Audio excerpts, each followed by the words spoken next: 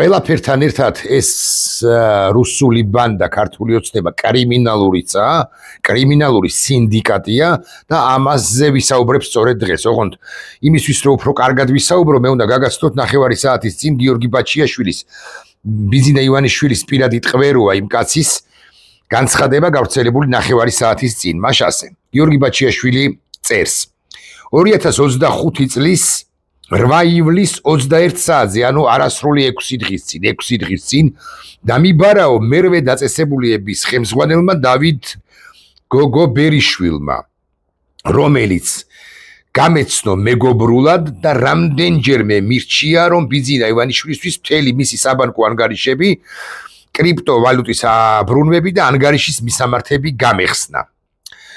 გოგობერიშვილი არის ოფიციალური პირი, ოფიციოზის წარმომადგენელი, მერვე დაწესებულების ხელმძღვანელი. რატო უნდა აინტერესებდეს, ან რა შუაშია გოგობერიშვილი, ანუ ალაგ-ალაგ მე ჩავურთავ ჩემს კომენტარებსაც, დესუვერენიზაცია და ყველა ინსტიტუტი რომ მოშლილია, გოგობერიშვილს ვინ ეკითხება, ბაჩიაშვილი გახსნის თუ არა საბანკო ანგარიშებს, კრიპტოვალუტის ბრუნვებს და ანგარიშის მისამართებს. გაუხსნის თუ არა, გადასცემს თუ არა ბიზინა ივანიშვილს. ვინ ტიკი ტომარაა, ვინ ტიკი მასხარაა, ვინმე გოგობერიშვილი, მაგრამ ცხადია ის მოქმედებს პროკურატურის შინაგან საქმეთა სამინისტროს და უშუალოდ ბიზინა ივანიშვილის დავალებით და მიუხედავად იმისა, რომ ოფიციალური პირია, არ ერიდება არაფერს. აინტერესებდა თუ როგორ მოვახერხებდი ტექნიკურად ამ ყველაფერს. ვუპასუხე, რომ ამ პირობებში, როცა ჩემი და ასევე ჩემი ოჯახის კონებაზე მიდის ნადირობა, თავად კი ვარ გამომწყდეული, წერს ბაჩიაშვილი, ყველა უფლების დარღვევით არ მიმაჩნდა მიზანშეწონილად, რაზეც დავითისაგან, ანუ მისგან მივიღე შემდეგი პასუხი. გიორგი, მომისმინე? არ ხარ შენ იმ სიტუაციაში, ამას ამბობს ეუბნება გოგობერიშვილი ბაჩიაშვილს. არ ხარ შენ იმ სიტუაციაში, რომ პირობები დააყენო. ხომ იცი, ციხეში ყველანაირი ადამიანი ზის, გიჟიც და ნაკლებად გიჟიც.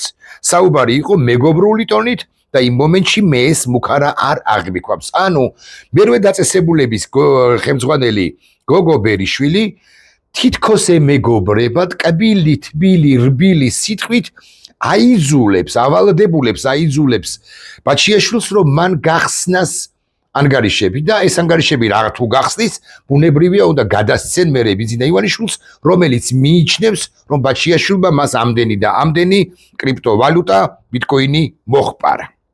მაგრამ კვლავ ვიმეორებ, გოგობერიშვილი ოფიციალური პირია და ის ემუქრება კიდეც, რომ როიხოიციო გიჟებიც ხედანო, არიანო და ნაკლებად გიჟებიც არიანო ციხეშიო და პირობებს ჩვენ გიყენებთ და არა გაქვს შენ უფლება რომ შენ დაგვიყენო პირობებიო. უკვე მეორე დღეს, უკაცრავად 3 დღის თავზე 11 ივლისს საღამოს 7 საათზე გაიღო ჩემი საკნის კარი, სადაც მარტო ვიყავი ბოლო 1 კვირა ვიდეო ბეთვალყური ეობის ქვეშ, საკანში განთავსებულია 2 ვიდეო კამერა, ვიცი რომ ვიდეო თვალთვალი მუშაობს და 24 საათი მაკვირდებიან. წერს ბაჩიაშვილი. ანუ 11 ივლისია 3 დღის თავზე ეს მუქარა, რომელიც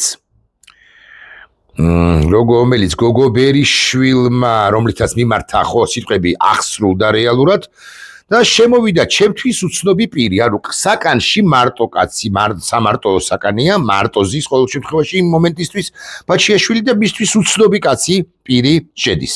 მაღალი, სპორტული აღნაგობის, ეცვა თეთრი ფერის მაისური და ჯინსის შარვალი, სპორტული ფეხსაცმელი.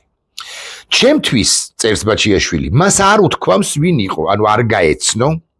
თავად არ გამეცნო, შემდეგ მე ვკითხე ვინაობა, რაზეც აგრესიულად მიპასუხა, რომ აქ კითხვებს მხოლოდ ის, ანუ ეს მაღალი, სპორტული აღნაგობის, თეთრი ფერის მაისურში გამოწყობილი და ჯინსის შარვალში და სპორტული ფეხსაცმელით რომ არის, გიჟი ან ნაკლებად გიჟი, გოგობერიშვილს დავეხს ესხოთ ახლა, პასუხობს, აქ კითხვებს მხოლოდ მე ვსვამო. მე ვუთხარი, რომ ასე საუბარი ვერ შედგებოდა, მივხვდი, რომ პროვოკაციისთვის მიყო ეს პირი შემოშვებული, შემოგზავნილი. აღნიშნულის შემდეგ მან დაიწყო სიტყვიერი შეურაცხყოფა. აბა რა არის? ბანდა სინდიკატი არ არის, საპატიმროში ნახეთ თურმე რა ხდება. პროვოკატორი, არა პროვოკატორი, გიჟი, ნაკლებად გიჟი, კუნთმაგარი ტიპი, რომელმაც ფიზიკურად უნდა გადათელოს ერთი პატიმარი, თუნდაც მტყუარი. შედის და იწყებს ჩაობას უკაცრავად და მე უკვე მივხვდი რომ პროვოკაციისთვის იყო ეს პირი შემოშეული, აღნიშნული შემდეგ მან დაიწყო სიტყვიერი შეურაცხყოფა და გინება. ანუ შეურაცხყოფას აყენებს. თხოვე შეეწყვიტა გინება, რის შემდეგაც ის პირდაპირ ჩხუბზე გადავიდა. მილტყამდა მუშტებით, მეჭირავებოდა მხარზე მიკბინა სისხლამდე.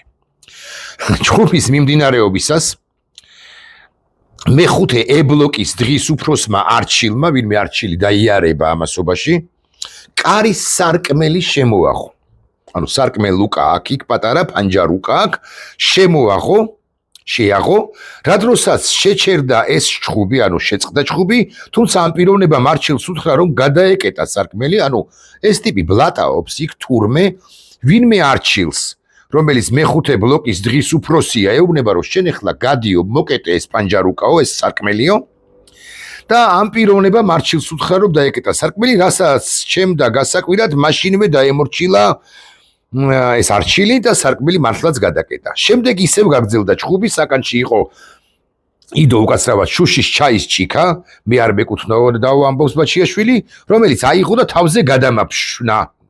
რის შემდეგაც მუხლებზე დავეცი, წამიერად გონება დავკარგე, გონზე მოსვლის შემდეგ ის პიროვნება ისევ განაგზობდა ჩემს ცემას და ჭიქის ნამსხვრევების მოქნევას ცდილობდა ხელის და სახის არეში, თუმცა მარჯვენა მაჯაზე მოახერხა ჭრილობის მოყენება, ანუ მეორე ხელით კი მუშს მილტყავდა სახეში, ანუ უკაცრავად რა ბრძოლა წესების გარეშეა გამართული ვიღაც კუნთმაგარ ტიპს, გიჟს ან არაგიჟს და ისევ ესესხები ამ აგვარია ეს კაცი დავით გოგობერიშვილს, მერვე დაწესებულების ხელმძღვანელს, რომელიც ბუნებრივია საქმის კურსში იყო იმასთან დაკავშირებით, რომ თუ არ გატყდებოდა ბაჩიაშვილი და არ გადასცემდა პასვორდებს და კოდებს და საბანკო ანგარიშებს გოგობერიშვილს ან სხვა ვინმეს, შესაბამისად ასეთი რამ მოხდებოდა, ანუ შეუგზავნიდნენ ცემელს მოძალადეს ბაჩიაშვილს სახელმწიფოა თუ ბიზინა ივანიშვილის ბოსტანი როა გასაგებია, ხო, სახელმწიფო აღარ არის, ბიზინა ივანიშვილის ბოსტანია, ოღონდაც კი ამოიღოს ამდენი და ამდენი მილიარდის ბიტკოინები, ბიზინა ივანიშვილი უკლებლივ ყველას იმორჩილებს, გოგობერიშვილიდან დაწყებული, რასაკვირველია დამთავრებული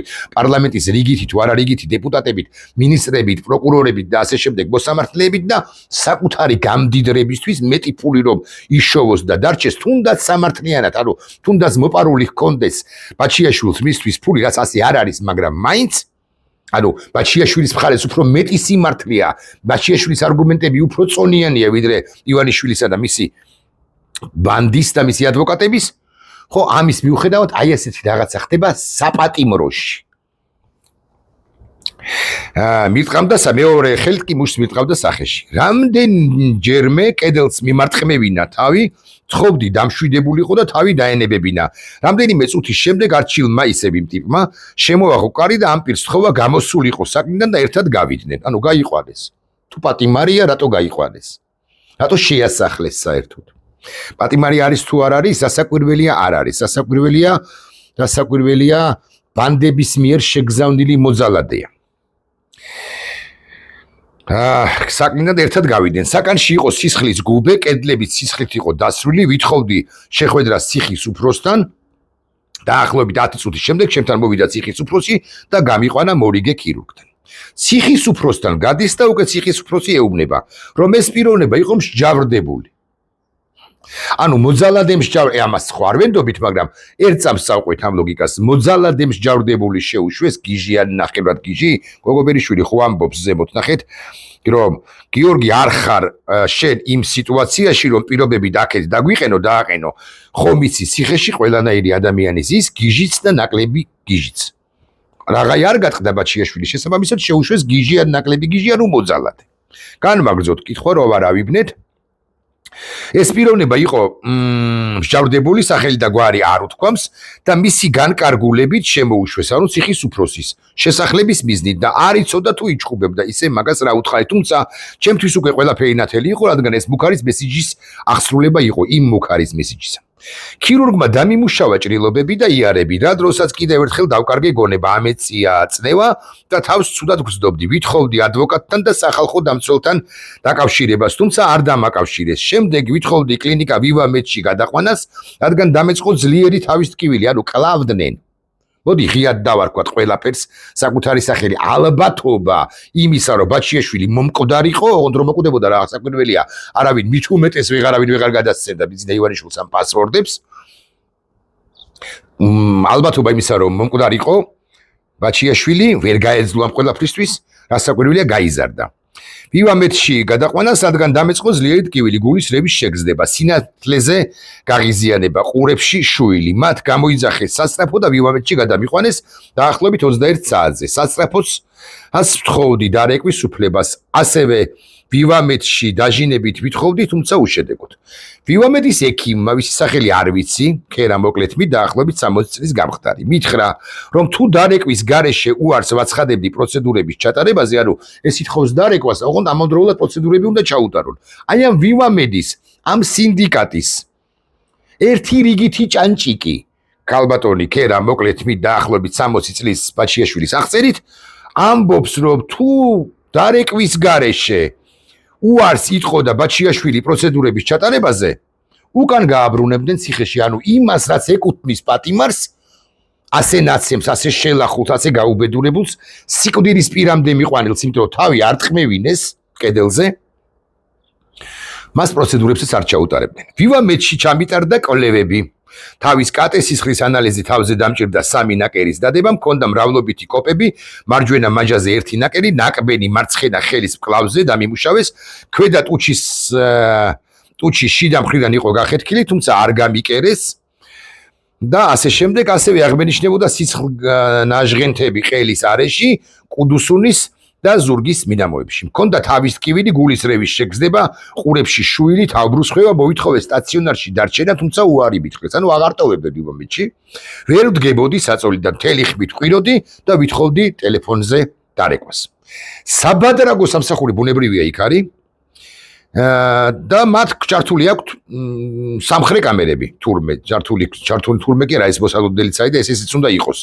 ქონდათ სამხრე კამერები, მომკინდეს ხელი და ძალით გაათრიეს, გამიყვანეს, ასე წერია, გალით ჩამსვეს საბადრაგო მარქანაში, დამაბრუნეს მერვე დაწესებულებაში, ოღონდ სხვა საკანში. ეს ხდება დაახლოებით 3 საათზე. დაახლოებით 3 საათზე და 30 წუთზე ჩემთან მოვიდა 2 გამომძიებელი ქალი, რომლებსაც ამ სისტემის ჭანჭიკები ამ სისტემის ნაწილები ოღონდ ჭანჭიკები, რომლებსაც თხოვეს სისხლიანი ტანსამოსის გახდა და გატანება. ასევე ჩვენების მიცემა თითქოს არაფერი არ იციან. ანუ შექმნილია ანტურაჟი, რომ არავინ არაჩვეულებრივი პატიმარი იყო, რომელთანაც მოუხდა მეორე არაჩვეულებრივ თუ ჩვეულებრივ პატიმართან რაღაცა ინციდენტი, მოდი ახლა გამოვიძიებთ, გავჭიმავთ დროს, დავუმძიმებთ იმას ბრალსან, ყველაფერი იცის რა საკვირველია, არჩილი რომ კეტავს სარკმელს, ვინმე არჩილი, ეს ამის დადასტურებაა, ხო? გატანება მთხოვესო, ასევე ჩვენების მიცემა, თუმცა ადვოკატის გარეშე ჩვენებაზე უარი განვაცხადე. ისევ მოვითხოვე ადვოკატთან და სახალხო დამცველთან დარეკვა, თუმცა უშედეგოდ. 12 ივლისს, ანუ გუშინ წინ დღეს 14-ია. უარი განვაცხადე საუზმეზე და სადილზე, რადგან მქონდა ტვინის შერყევის თანმდევი სიმპტომები. მოვითხოვე ექიმი და სტაციონარში გადაყვანა, ანუ ვივამედს ითხოვს დაჟინებით. 16 საათზე გადამიყვანეს მე-18 დაწესებულებაში, კვლავ ვითხოვდი დარეკვას და მხოლოდ 18 საათის შემდეგ, ანუ საღამოს 6 საათის შემდეგ, შევძელი სახალხო დამცველის აპარატში დარეკვა, მხოლოდ მას შემდეგ, რაც შიმშილობა გამოვაცხე. სამხალხო დამცველის აპარატი ხო საოცარი აპარატია. დღევანდელი სახალხო დამცველისა, ისინი ხო ოპერატიულად იმოქმედებენ და დაიცავენ, ხო? უფლებს სასაგროვლე არა, მაგრამ აი რაღაცა ხავს რო ებღაუჭები. სახალხოს არ დავრეკავ, სახალხო დამცველთან უნდა დავრეკოთ, მიუხედავად იმისა, რომ შენ შინაგანადაც იცი, შენ თავადაც იცი, რომ პრაქტიკულად არაფერს არ წყვეტს და არანაირი ზეგავლენა არ აქვს სახალხო დამცველს, იმიტომ რომ ნებელობა არ აქვს და სისტემის ნაწილია, ასე ვიტყვი. ჩემს ესე იგი აპარატში დარეკვა, მხოლოდ ამის შემდეგ, რაც სიმშილობა შევწყვიტე. ჩემს საკანში ვიდეო თვალი იყო, ასევე დერეფანში და ყველაფერი დაფიქსირებული უნდა იყოს. თუ როგორ შემოიყვანეს ჩემთან ის პიროვნება, ის კუნთმაგარი და შემდეგ სად წაიყვანეს ჩემს ცემას მოკავშირებ ჩემი ქონების უკანონო თიძულების წართმევას, დაშინებას. ცხადია, ახლა ამას დიდი გროსმეისტერობა და ანალიტიკური უნარი და თვისებები არ სჭირდება. მოვითხოვ მარტო ყოფნას საკანში ვიდეოებით მოყურეობის ქვეშ, სხვაგვარად ჩემს სიცოცხლის ზეჯამთილობა საფრთხე ემუქრება, საფრთხეში იქნება. შაბათ საღამოს შეხვდა სახალხო დამცველის წარმომადგენელი, ანუ ბატონი იოსელიანი არც კადრულობს თავად რომ მივიდეს. ყველაფერი მოუყევი დეტალურად. ეხლა რატო ბატონი იოსელიანი იცით, იმიტომ რომ ეს იმ დონის თუ სწორი სიტყვა პატიმარია, იმ მნიშვნელობის პატიმარია, რომ რიგით თანამშრომელი კი არა, თვით სახალხო დამცველად რომ მუშაობს, ის პირი უნდა ხდებოდეს ჩემი ხმარწმენით. ვითხოვ ხავს რო ეჭიდება ბაჩიაშვილის სახალხო დამცველის აპარატისაგან საკითხის შესწავლას და რეაგირებას. ეს არის ციხის ადმინისტრაციისა და კრიმინალების კოორდინირებული ქმედების შედეგი, შესაბამისად წარმოადგენენ ერთ კრიმინალურ დაჯგუფებას. ვაცხადებ, რომ რამდენი კრიმინალიც არ უნდა შემომიგზავნონ საკანში, ანუ შეუგზავნოს ბიზინა ივანიშვილმა საკანში, კრიმინალია ეს თუ კრიმინალი ნებისმიერ შემთხვევაშია, მაგრამ შესაძლოა არის სტრუქტურების წარმომადგენლები, ვისგანაც არ უნდა მოხდეს ძალადობა, მე არ გავყდები და ვერ დამაშინებენ ბაჩიაშვილი 2025 წლის 14 ივლისი მე-18 პენიტენციური დაწესებულება. ეხლა გავაანალიზოთ? არა, მე მგონი გაანალიზება არ არის აუცილებელი. ორი სიტყვა სათქმელი და მხოლოდ. ბიზინა ივანიშვილს და ეხლა მე გეტყვით რა რაოდენობის ბიტკოინზია საუბარი. ეხლავე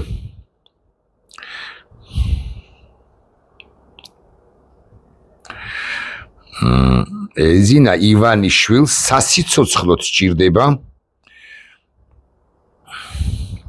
25400 ბიტკოინი, რომელსაც ედავება გიორგი ბაჩიაშვილს. ახლა ვნახოთ, მალე დავძებდით თქვენის ნებართვით და მე გავამრავლოთ რა ღირს ბიტკოინი ახლა. აი ეს ვკითხე ChatGPT-ს და მიპასუხებს მაღალი ალბათობით ვენდოთ 121862 შევიყვანოთ კალკულაცია მოვახთ კალკულატორში შევიყვანოთ ეს უბრალოდ Excel-ში კი არა კალკულატორში ესე იგი 121800 ბოდიში თავიდან 121862 ეს გამრავლებული 25000 რამდენი იყო 25400 კი ონცილებელი ცხვი ვერ წავიკითხო იმ ხელა მივიღო 25400 ეს არის 3 მილიარდი ეს ასტრონომიული რიცხვი მგონია 3 მილიარდის ბიტკოინი 3 მილიარდი მომპარა მე დღევანდელი კურსით 3 მილიარდიაო ამბობს ივანიშვილი ბაჩიაშვილს ანუ ეხლა თუ აქვს 7 სადა აქვს 7 მაგრამ მაინც მას შეიძლება ჰქონდოდა 10 ბაჩიაშვილს ივანიშვილისეული გაგებით რომ არ მოეპარა ეს 3 მილიარდი და ცოტა მეტი 83 მილიარდი 95 მილიონი მაგრამ ამ ხურდაზე აღარ ვილაპარაკებ ბიზნა ივანიშვილი 3 მილიარდზე კი არა 2 მილიარდის თანახმა იქნება მაგრამ კარგად უნდა გაიგოს ბიზნა ივანიშვილმა რომ ბაჩიაშვილს თუ მოკლავენ მოულოდნელად გულის შეტევით თუ გარდაიცვლება ოფიციალური ვერსიით მას ბიზნა ივანიშვილს ვერ გაუხს ვერავინ გაუხსნის ამ პასპორტებს და ასე შემდეგ ანუ ბაჩიაშვილის ანგარიშგან ივანიშვილის ანგარიშზე ვერ მოხდება ეს ბიტკოინები ამერიკელებიც ვერ დაუბრუნებენ ამას აქვე ვიტყვი რომ კრიმინალური გარჩევები რომლებიც ქალაქშია და ქვეყანაშია და შემიძლია ვიტყვი დეტალურად არ ვიცი მაგრამ ზოგადად გითხრათ რომ აქ არის ძალიან სერიოზული კრიმინალური გარჩევები მანამდეც იყო და ახლაც არის აი ჯანგველაძე შაქრო კალაშოვი ფარცხალაძე ყიფიანი ბევრი ამბავია ამ ქალაქში და დაბრუნდა კრიმინალური გარჩევების სივრცედ დაბრუნდა ეს ქალაქი ანუ კრიმინალები ერთმანეთში არჩევენ აქ საქმეებს უკაცრავად რუსულისთვის სესაიუზნი კრიმინალები კურდები და მაფიოზური ჯგუფები აი ფარცხალაძე კურდი კანონიერი არ არის მაგრამ ისიც ამ პროცესშია ჯანგველაძის ამბავიც ამ ყველაფერშია და ბაჩიაშვილის ამბავიც ამ ყველაფერშია შუშანაშვილი არა შუშანაშვილი ტარიელონიანი არა ტარიელონიანი ვატოყიფიანი არა ვატოყიფიანი და ასე შემდეგ და ასე შემდეგ ეს ყველაფერი ამ ამბავთან კავშირში არა ირიფში სხვათა შორის უბრალოდ მე ეს დეტალურად არა მარტო არ ვიცი არამედ ვერც ხსნის სიმართლე რომ ვიცოდეთ ძალიან რთული თემა არის დეტალურად ასახსნელად ვინ ვის რატომ და ასე შემდეგ ედავება რა ფულს რატომ რა არის ამის საფუძველი როგორც კრიმინალებში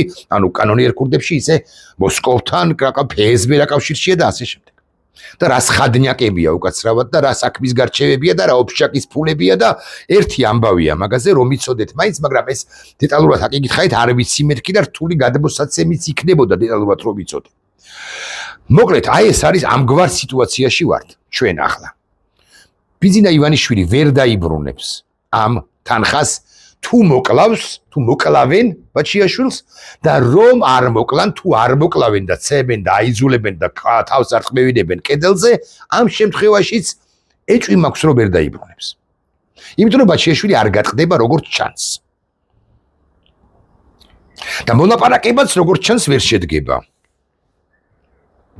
აი ამაში ვართ გაჭედილები ახლა მე გეკითხებით ეს მარტო რუსული ძალაა თუ იქნებ შიზოიდთა ძალაც არის ან იქნებ რუსული შიზოიდების და ასე შემდეგ და ასევე კრიმინალური ბანდა და აი ამ სამი სიმბიოზი სინთეზი ხო ჩვენ ქვეყანას აგდებს დამატებით ისედაც ხომ მძიმე მდგომარეობაში ვართ და მათი გამოისობით კიდევ უფრო მძიმე მდგომარეობაში ვართ ეხლა გადაწყვიტეთ თქვენ ოღონდ ეს ყველა გინდა თუ არა ამგვარი სახელმწიფო ოღონდ ეს ყველაფერი მე ქუჩაში გადმოინაცვლებს და ძალიან პატარა მასშტაბებშიც იქნება თვალხილული უბნის ბირჟები რომ გააქტიურდებიან და ვიღაცებს რომ დასჯიან მეზობლებს რაღაცის გამო და ყველას მაღაზიას რომ მიადგებიან და წილს რომ მოსთხოვენ აი აქამდეც კიდავა და მე ყელმოღერებით ილაპარაკოს ბანდიტმა შალვა პაპუაშვილმა რომ ევროკავშირი დატო ერევა ჩვენ საქმეებში ჩვენს იმიტომ ერევა რომ ამგვარი ქვეყანა არ იყოს საქართველო და პაპუაშვილიც როგორც ის რაღაც მე-17 ათეულშია ქმნის ამ ქვეყანას ვინ ეკითხება პაპუაშვილს როდესაც ვარავსკოი პირდაპირი და ვარავსკოი არაპირდაპირი მნიშვნელობით სამყარო წვეთს აქ აქაურ ამბებს ნახვამდის